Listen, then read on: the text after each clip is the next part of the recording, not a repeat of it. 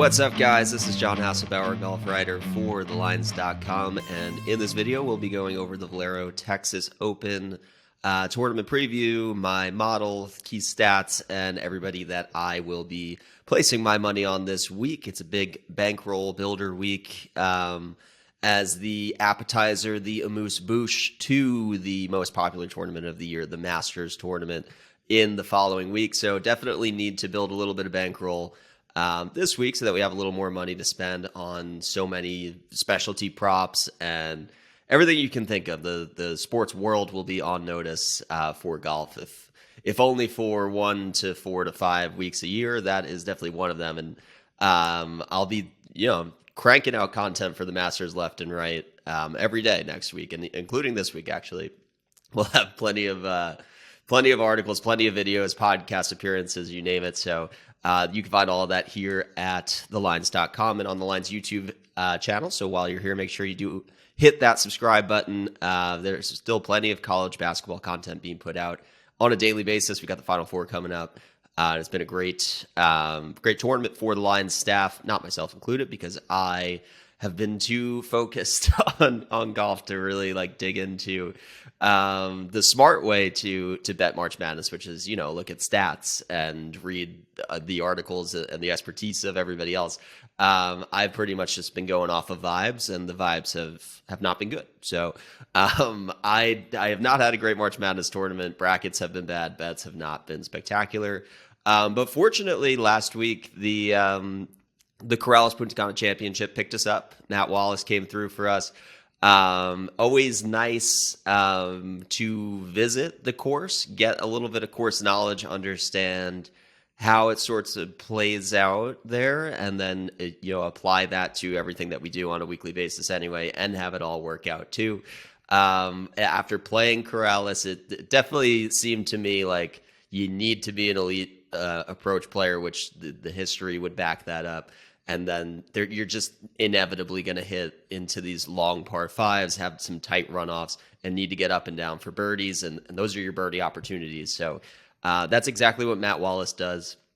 And spoiler alert, it's a reason why I really like him at TPC San Antonio this week as well, where he, prior to his win at Corrales, had his best career PGA Tour finish at this event in 2021 with a T3. So, it's not my favorite event, I'll be honest. With the look ahead to the Masters, I think a lot of people who are not as obsessed with golf as myself maybe would probably skip over this event, may not want to tune in or save their money up for the Masters. I think, that's perfectly fine. I've had some sweats here. I've never hit a winner at Valero. Shouts out to everybody who had JJ Spawn here last year at 200 to 1. I wrote him up as a top 20 play. Did not pull the trigger on an outright, which same fate as Taylor Moore at the Valspar 2 events ago. So hate when that happens. It stings a little bit, but I guess it means that the research is pretty spot on. And the signs from JJ Spawn last year were really, this guy's top 10 in the strokes gained total leading in, and he's 200 to 1, and he can hit fairways, and he's a decent approach player. All of that same logic, I think, is totally fine to come back to at Valero. And we'll get into it in a little bit, but before we go any further into Valero, we talked about Corrales, which was the good. There was also the match play last week, which is the not so good. I went all in on Jon Rahm, more or less. Of the top 6 seeds, 5 of them advanced out of group play. Jon Rahm, of course, was the only one who did not.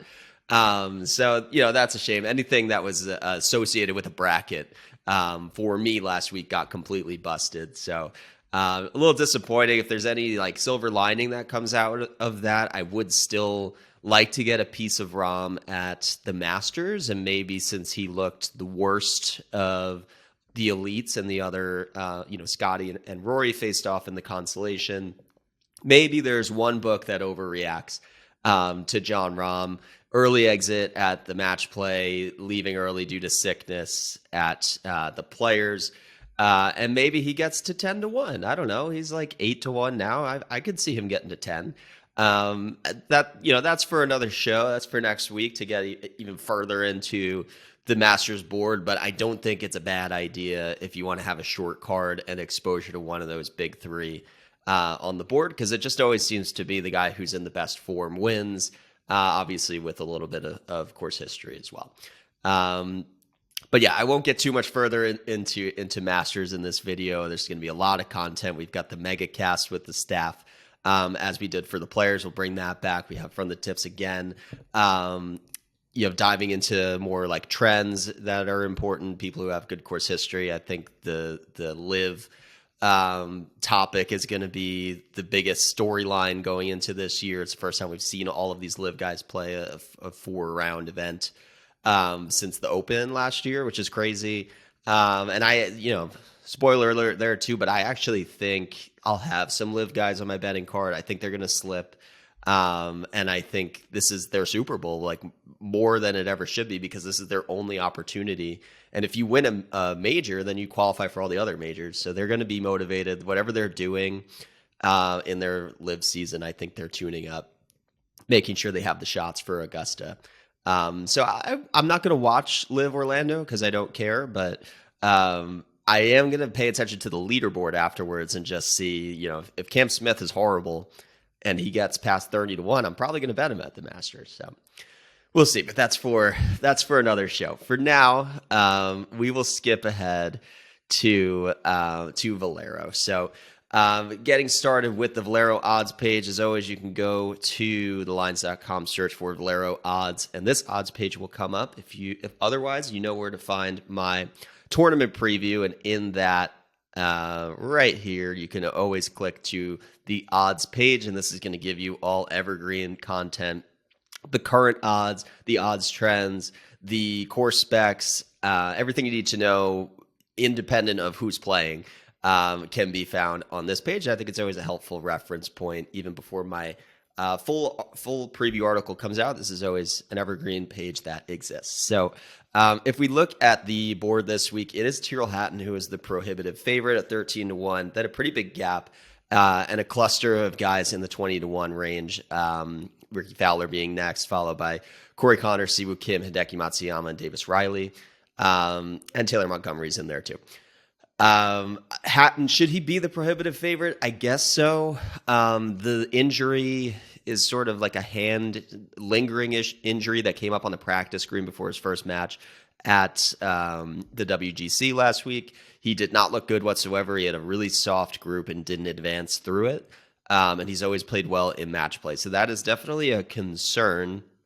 And let's just say he did well in his group play, took care of business, and then lost to Rory McIlroy in the second round, as things were supposed to go. I think we would all feel a lot better about Tyrrell Hatton. I don't think his number would be like 10-1 if he got out of his group in the field like this. So I don't think it's a good number. He was number one in my model, and he rates out really well, and he has a couple top fives, runner up at the Players.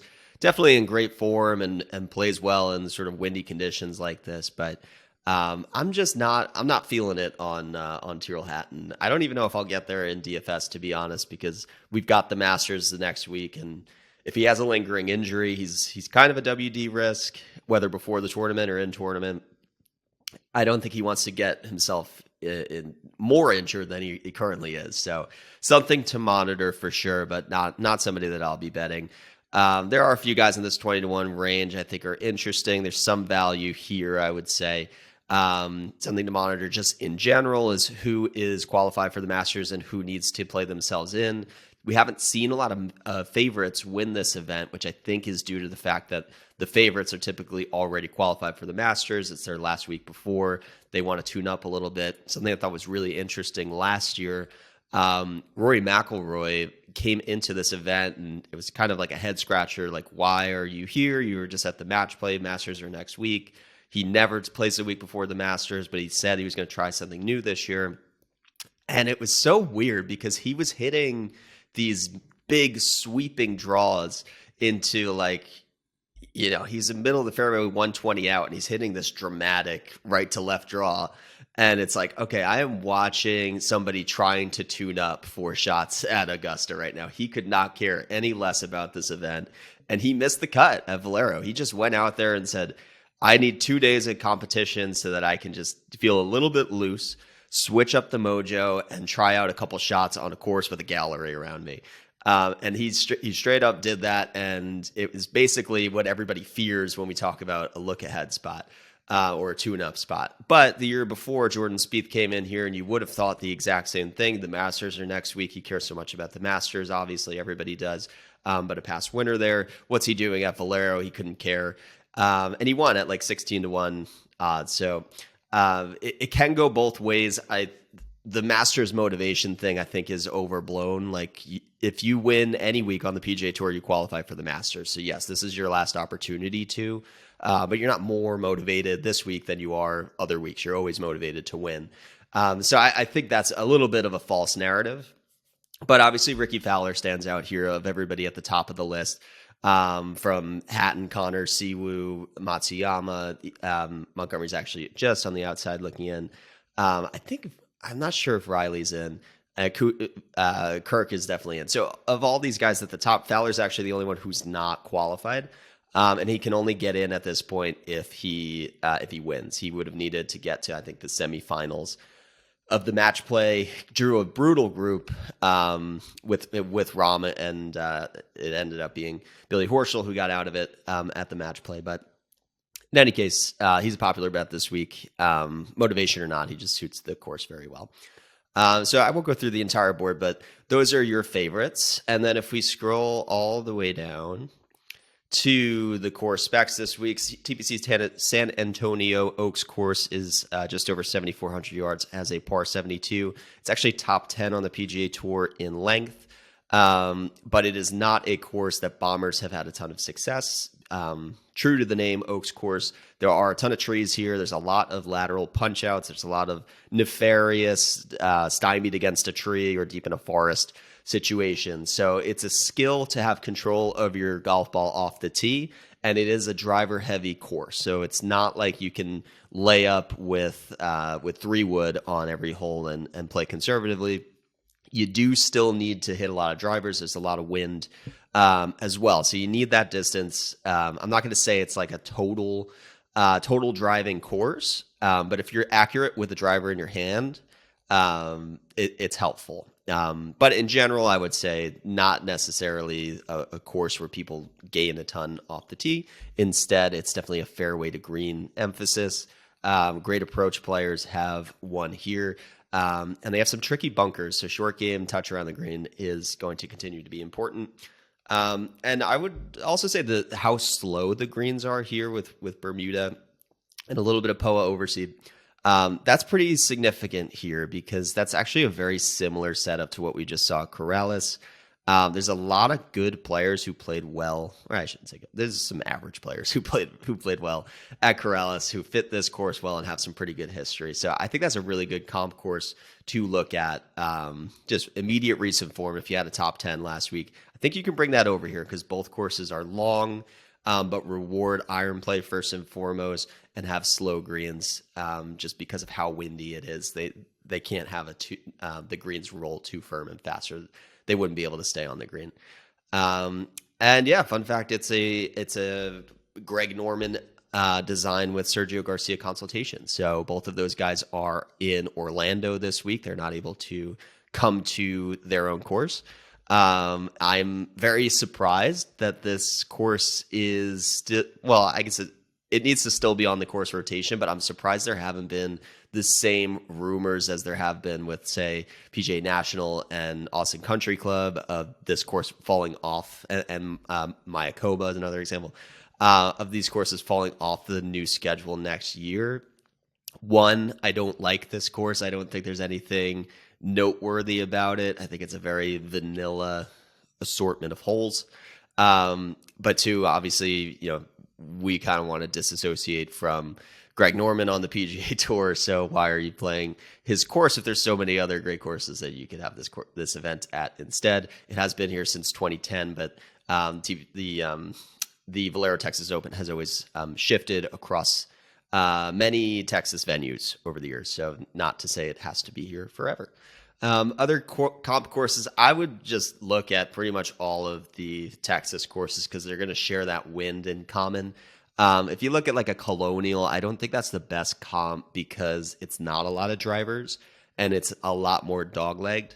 But Golf Club of Houston and Memorial Park, where we have the Houston Open, I would say that's probably the best comps that we have. A little more difficult than what we have here, but a good test and a lot of just Texas wind in play. Silverado Resort, I think the profile of that course is very similar, where we had the Fortinet Championship. It's decent amount of crossover success for guys who've played well there. And I already mentioned Corrales is another pretty good one as well. Okay, and then lastly, we'll just take a quick look at the trends.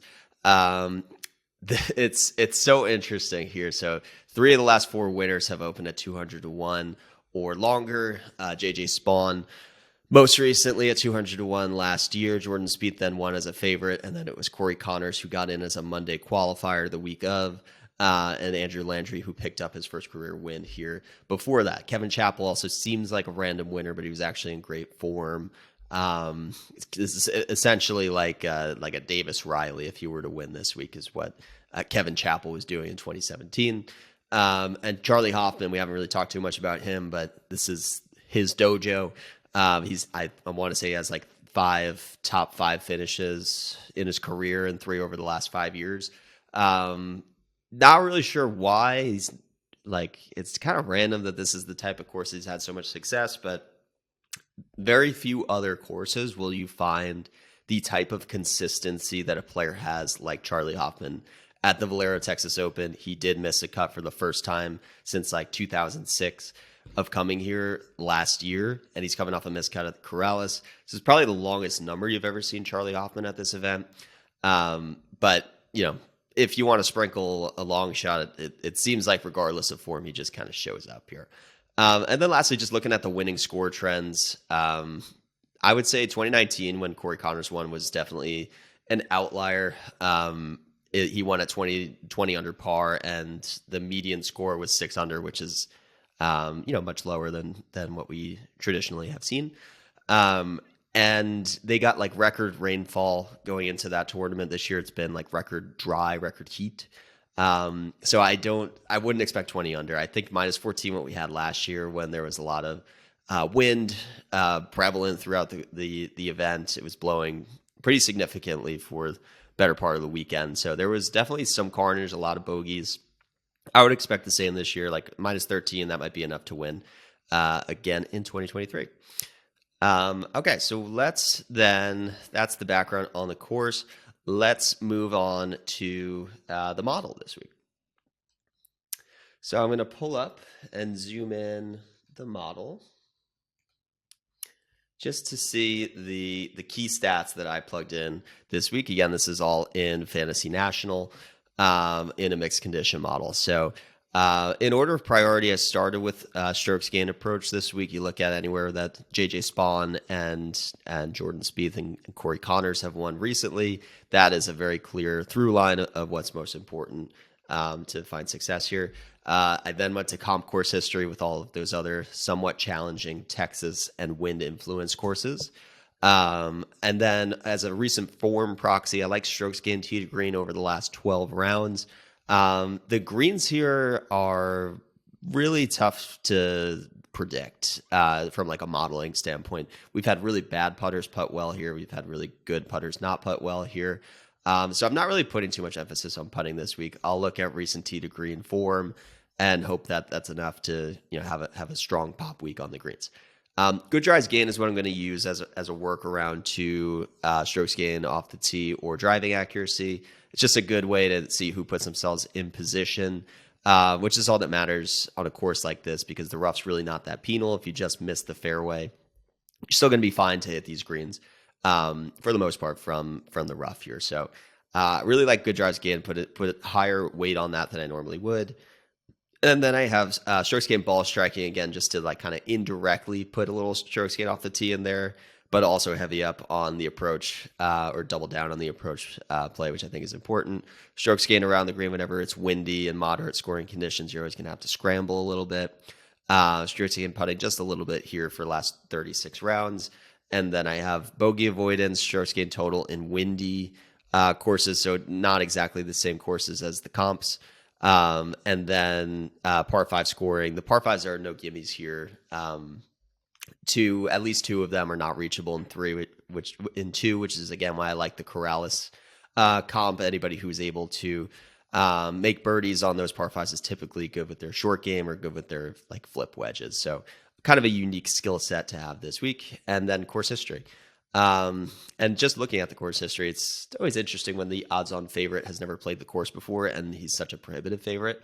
So if you just need a reason to feel good about fading the favorite this week, I think that makes me feel good about not playing Tyrrell Hatton. But yeah, so then going into the model now, it is Tyrrell Hatton number 1. He's number 1 in approach, ball striking, number 2 in good drives gained, and number 1 strokes gained tee to green over the last 12 rounds. So obviously he suits the course well. He hasn't played it yet, but assuming he's healthy, he should have a good week. But you never know with the Masters look ahead. After that, we have Hideki Matsuyama, Chris Kirk. Mitchell has withdrawn, so after him it is Siwoo, Alex Smalley, Eric Cole, Ricky Fowler, Aaron Rai, Brendan Todd, and Thomas Dietrich would be the last man in the top 10.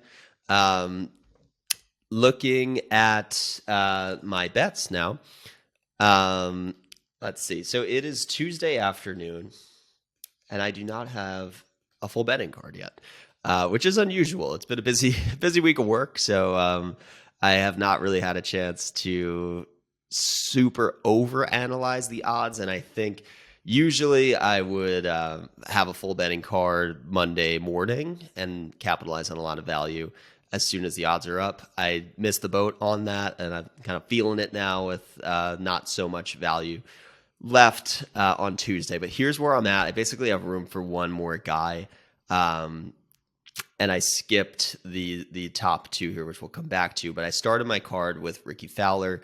Got him at 24-1. That was basically the first thing I saw on Monday morning. I got that in, and then I came back to it later, and all the other odds were gone. But has nothing to do with the Masters narrative. I just think Ricky Fowler is playing the best golf outside of Tyrrell Hatton of anybody in this group. He looked fantastic in the match play. I thought he should have advanced, but he drew a tough group again.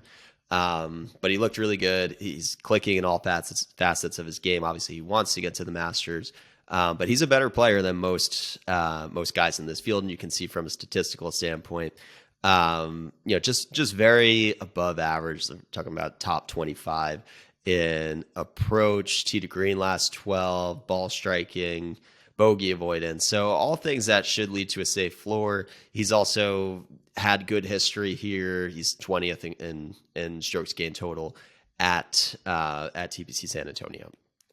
After Fowler, I have Aaron Rai. I love Aaron Rai's fit this week. He was a withdrawal from, I believe, the Valspar for an undisclosed reason.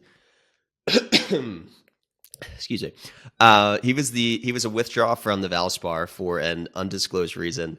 But before that, he looked really good at the Players. He was top 20 there, and he had an ace on the 17th, which is always fun. Just a really good fit for a course like this. He won the Scottish Open, so he kind of proved that he can play in windy conditions. He's a great ball striker. He's number 3 in good drives gained. He's top 2 in tee to green, which is really impressive in this field. Top 10 in ball striking. So just a good statistical match. The putter hasn't really quite been there recently, but he is a better putter than what the recent stats would suggest. So I think he can putt to level. I think he can even have a positive putting week this week. It wouldn't surprise me. Brendan Todd, number 10 in my model. He's on the card at 55-1. Another player who you might think a short course specialist, but he's had good results here. He was finished top 10 here in 2022. He finished 3rd at the Charles Schwab Challenge at Colonial Country Club last year. So he's had a lot of success in the state of Texas. Accurate player. He's going to be top 10 in driving accuracy pretty much every year. So he's going to avoid the trouble. He's 16th in comp course history. I like that indicator. And the short game's been fantastic. You see 6th here in strokes gained around the green, 15th in in putting. So if he keeps it in the fairway, he has a good approach week, then it seems like his baseline of short game is just better than what we're seeing from everybody else, and 13th in course history overall. So, of course, he's had some success at it. It definitely seems like a sticky course for course history. Matt Wallace, our boy, in good graces every time we hit an outright. That's our guy from now on into perpetuity. So we love Matt Wallace. I honestly thought he could have been as short as 30-1 this week. Coming off the win, usually the books do overreact to a win, but I think because it was in an opposite field, it's not really actually being reflected here as much as it should. But if Corrales is one of the better comps that I'm seeing to TPC San Antonio, then why not go back to the guy who won that tournament? His best finish before that win was a T3, as we mentioned at this event, and it makes sense. Plays good in the wind. Tee to green, he's been fantastic, but especially from fairway to green, he's 14th in strokes gained approach and 11th in strokes gained around the green. I believe he is the only player to be top 14 in both of those categories, and that's what I really like to see on a course that has a lot of like 600-yard par fives, because your birdie opportunities are really like scrambling opportunities, and that is what Matt Wallace does so well. He's improved so much from around the green over the last few years. The off the tee game was a concern, but it seems like he's flipped that around. At least recently, it's hard to miss the fairways at Corrales. That's probably the biggest difference between TPC San Antonio and here, but it looked really good from what I was watching. No strokes gained, obviously, but he passed the eye test. And then Akshay Bhatia, a little bit of a heart bet, but 150-1, that's a misprice. I really honestly thought after he posted that 63, essentially, I think he shot 29 on the front nine on Friday at Corrales. I thought he was about to be a top 10 favorite. He had a runner-up at the Puerto Rico Open. He has 3 top 25s in 6 starts this year between the Bermuda Championship, the Puerto Rico Open, and the Corrales Puntacana. Obviously, a resort specialist is the through line there, but I see a lot of correlation with the windy courses. He's also played well at Pebble Beach. So the thing that's exciting about Akshay is he's top 20 in strokes gained approach, 22nd in ball striking, and none of his best finishes are even reflected in that, with all of them coming outside of the United States with no shot length. So his stats are actually much better than this. So the fact that he's still ranking 34th in the model is really encouraging. And then, so these are the 5 bets I've placed. I have sort of room for like one more guy at like 30-1. But I really like Matsuyama and I really like Siwoo Kim. I was kind of thinking about picking one and going a little slightly overexposed and putting a little less money into the placement bets this week to account for that. I just think Hideki, I don't know, if he's hurt, then it would naturally make sense for him to skip this event and rest up for the Masters. The only reason you would play through an injury is if the injury wasn't really that serious.